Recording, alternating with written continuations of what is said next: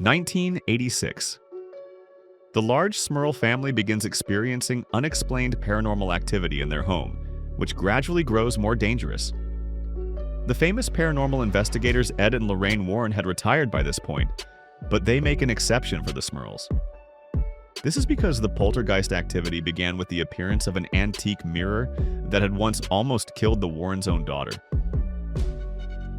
Horror fans probably don't need an introduction to James Wan or a list of his credentials, but for newcomers, he's the director who launched 3 key horror franchises of our time: Saw, Insidious, and The Conjuring. After the first Saw, he shifted to producing, but he stayed in the director's chair longer for Insidious and The Conjuring, personally helming the first 2 installments of each. Unfortunately, in both cases, his move to the producer's chair dramatically impacted the quality. It should be noted that The Conjuring is, from a storytelling perspective, the weakest of the mentioned franchises. The films in this series almost never have coherent character arcs, and the plot boils down to a sequence of scary scenes that, under Wan's careful control, were dripping with suspense.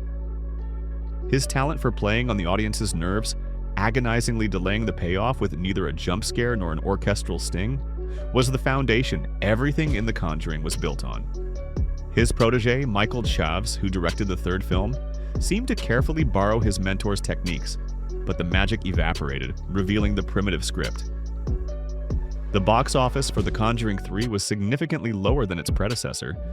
The trilogy capper even earned less than the spin-offs Annabelle and The Nun.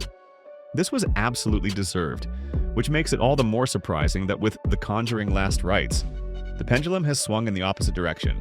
It's now officially the highest-grossing film in the entire Conjuring universe. It also set a new record for the highest-grossing opening weekend for a horror film, dethroning the previous record holder, Andy Muschietti's It.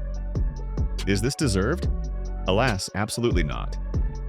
Director Michael Chaves, who retained his chair, is trying, but the derivative spirit is compounded by the extreme wear and tear of the core plot structure. Once again, it's a large family in a house where all hell breaks loose. Once again, the Warrens rush to the rescue. This time there are 4 of them. Ed and Lorraine are joined by their grown-up daughter Judy and her fiancé.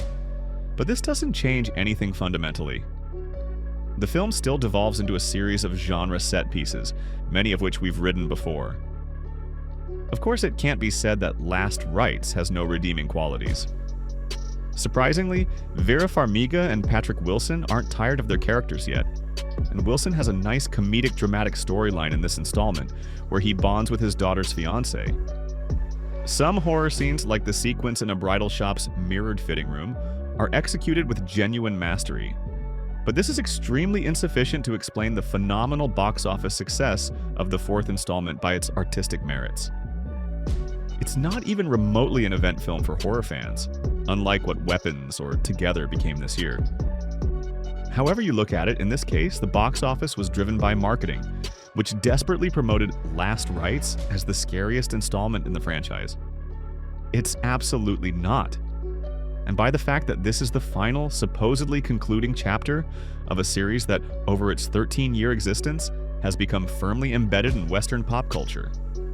Although horror is a genre where a final chapter is often followed by a new one, frequently an even more unnecessary one.